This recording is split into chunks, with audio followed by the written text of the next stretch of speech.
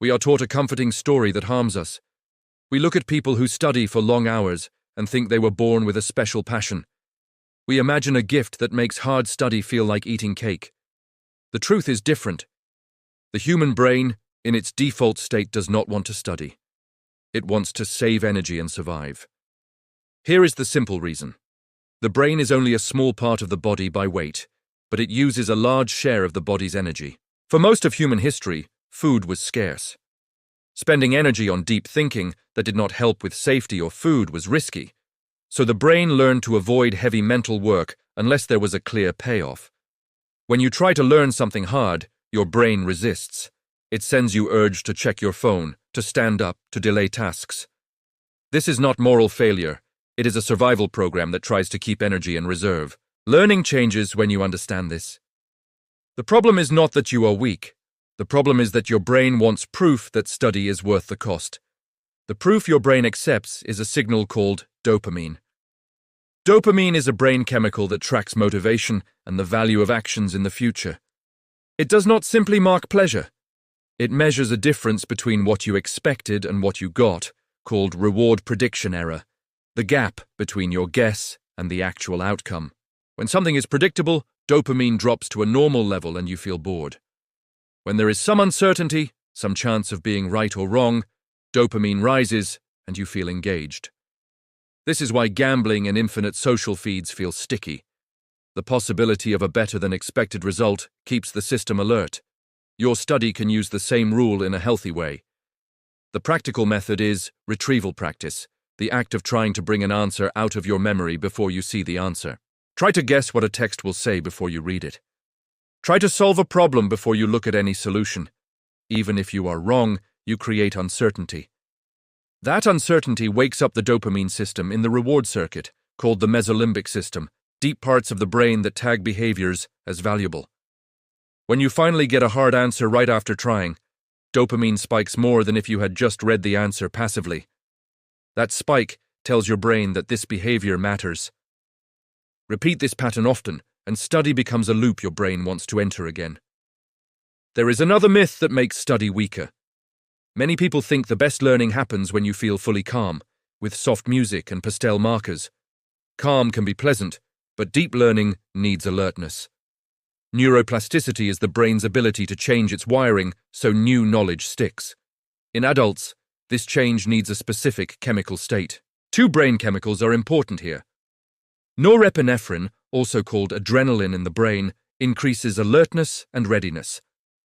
Acetylcholine, a chemical that helps focus and learning, sharpens attention on the right thing.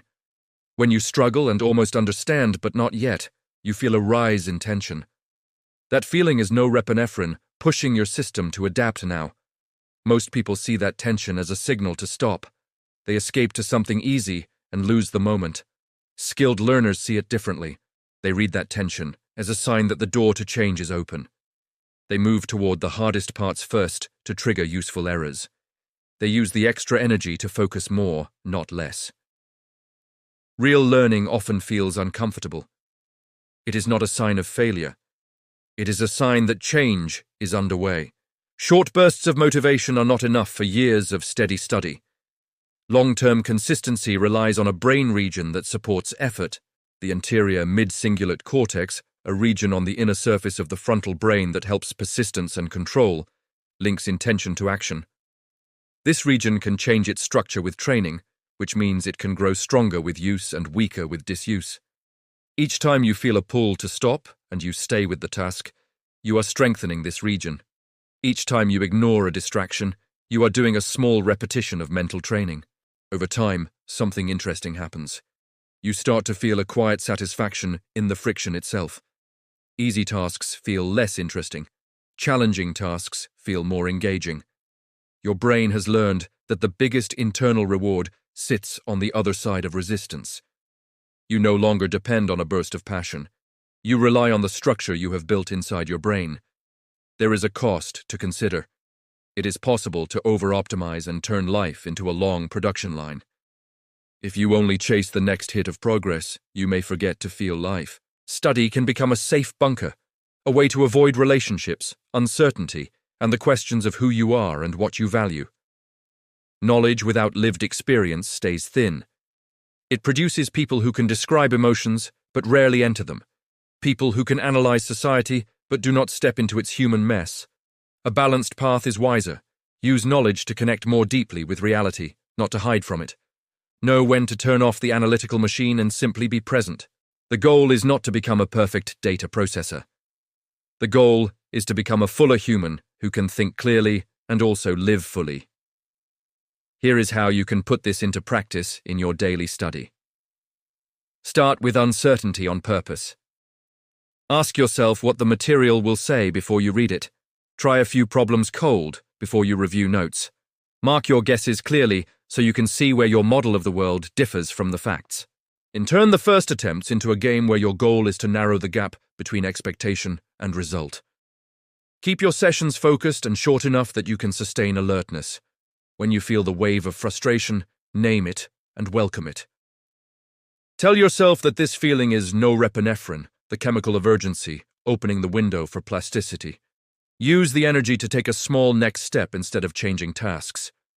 Support your brain with simple habits. Keep your phone out of reach during deep work, so the easy path is not one tap away. Take brief breaks that calm your eyes and body without adding extra stimulation, like a short walk or a quiet look at the sky. Protect sleep, because sleep consolidates learning, which means it turns the day's effort into lasting change. Eat and move in ways that support stable energy, because the brain runs on the body's fuel. As you repeat this process, notice the small wins. Notice how it becomes easier to begin. Notice how the urge to quit loses a little of its power. Each time you continue, you are training the anterior mid-cingulate cortex, the region of effort, to carry more load. Bit by bit, you become the kind of person who does hard things not because they feel easy, but because your brain now links difficulty to meaning. In the end, choosing to study in this way is an act of free will. Nature aims for safe energy saving. You can aim higher. You can train your chemistry so difficulty gives a clean sense of progress. You can build a brain that can hold more knowledge without breaking. When you sit down to work and feel the strong pull to stop, remember that this is biology asking you to stay common. Decide to do one small retrieval attempt. Decide to accept the alertness that comes with struggle. Decide to make one more repetition of control so your effort region grows stronger. Do not wait for passion to arrive. Build interest through action. Turn discomfort into a signal to lean in. Take charge of your own development. In a world rich in distractions and cheap rewards, a normal mind that learns to enjoy doing hard things becomes a powerful force for the future.